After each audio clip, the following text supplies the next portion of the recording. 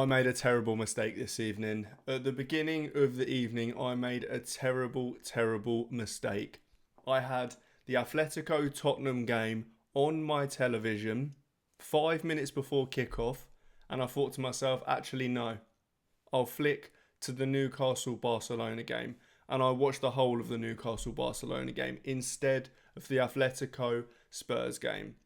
Now, don't get me wrong, I'm buzzing by the result nevertheless, and I have seen a lot of what has happened in that Spurs game, and we're going to talk about it. But for now, to begin with, we'll talk about the Newcastle Barcelona game, which was certainly not as interesting, not even nearly as interesting. But there were some talking points, and Newcastle fans can feel hard done by here because Newcastle were by far the better team. Barcelona were actually thoroughly disappointing in this game, I thought.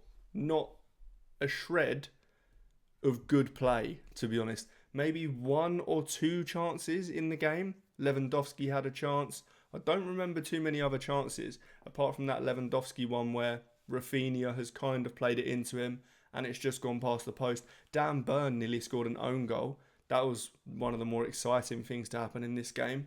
But Barcelona couldn't get the foot on the ball. They couldn't create much. Raphinha, Fermin Lopez, Lamine Yamal, none of whom had a particularly good game. None of them could get on the ball and create anything because Newcastle were really good. Newcastle, every time they didn't have the ball, every time they gave the ball away, they got it back really quickly. Players like Joelinton and Tonali are crucial for that, and that is what they're so good at. So good at. As soon as they lose the ball, they will work incredibly hard to win it back. And the other side, it was essentially just Newcastle creating chances or at least getting into good positions and then not being able to play the final ball or not being able to finish the chance. One of those two basically. It was really frustrating from Newcastle perspective. If you're a Newcastle fan, I understand why you'd be really frustrated by this game because there was a lot of good play. For example, Elanga. I thought Elanga had a really good game until the end product. The amount of times that he's absolutely skinned, I think it was Cancelo on the left, he's absolutely skinned him, played a 1-2 and just gone. So much pace.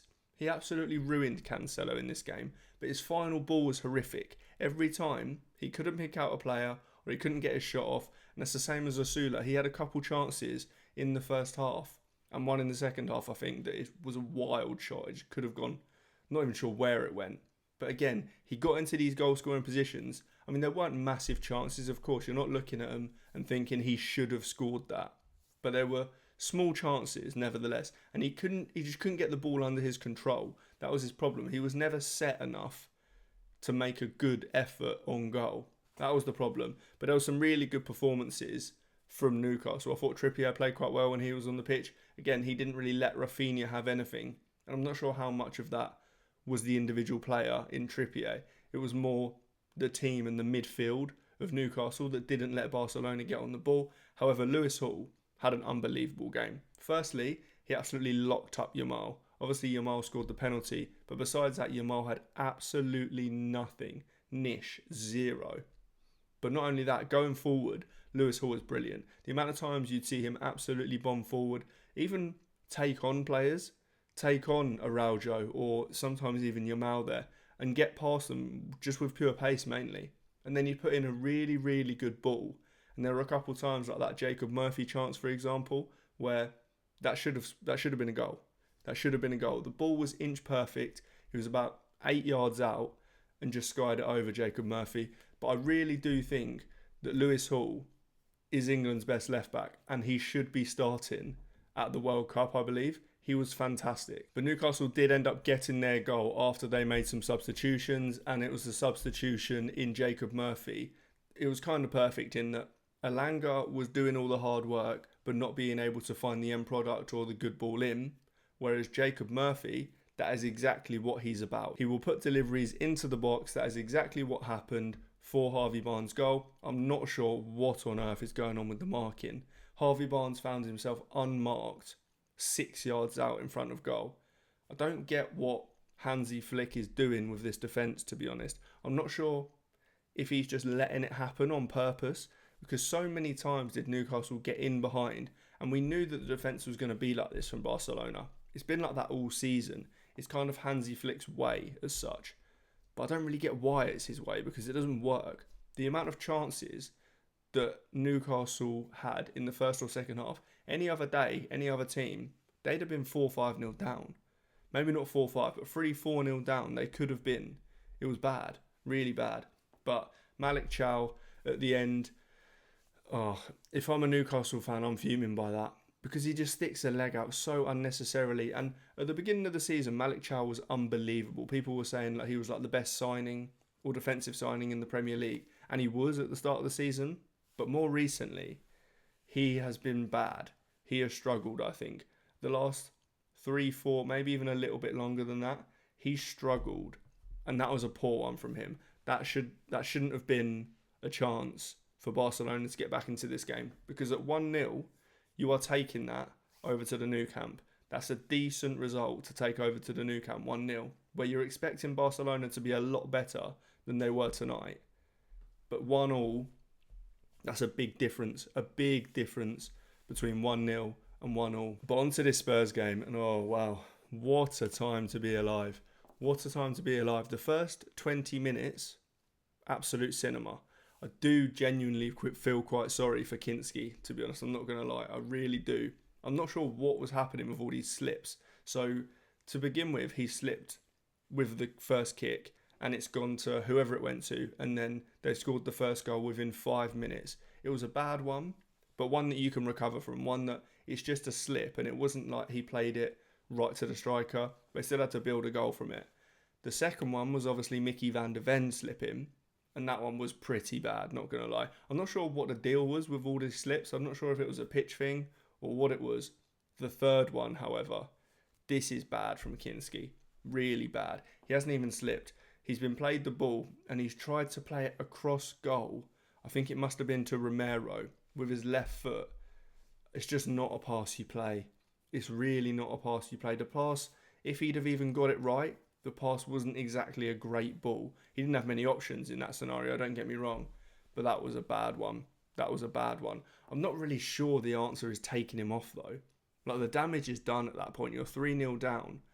What can he do that's that much worse? I don't really see the benefit of taking him off, to be honest. Because Vicario, I didn't watch the full game, so I don't really know what happened with the rest of it. I know he made actually quite a good save for Lenormand's goal, or before Lenormand's goal as such. So I don't know how Vicario got on, but we know in recent weeks, or just all season to be honest, Vicario has been diabolical. Like a really, really bad goalkeeper. So I'm not sure what the point was in taking Kinsky off at that point. I don't think you were gaining anything.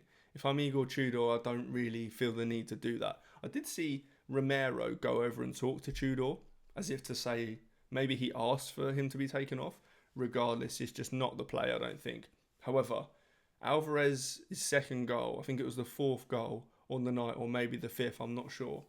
But that touch from Griezmann, where it was essentially a counter-attack, where Spurs, I think it was Richarlison, headed it, Oblak made a really good save, and then 12 seconds later, the ball's in the goal the other side. The ball was ballooned up in the air, or an Atletico player has pushed it up in the air, and Griezmann's touch takes the defender out of play. It's right in Alvarez's path, and Alvarez has then just got the pace to go on and beat the men he needs to beat and put the finish in.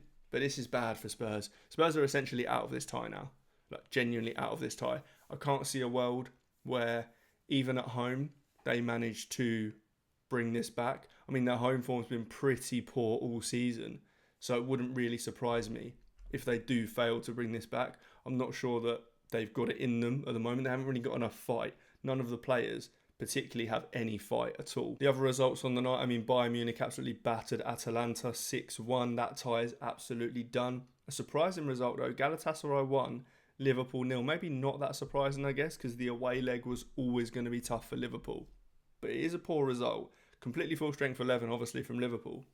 And a 7th minute goal from Mario Lemina made it 1-0 to Galatasaray. That's going to make the second leg at Anfield much tougher now. I do still back Liverpool to win this tie. I think at Anfield, Galatasaray will really, really struggle, because going away to Turkey is tough for any team. But at Anfield, I do expect Liverpool to win this game.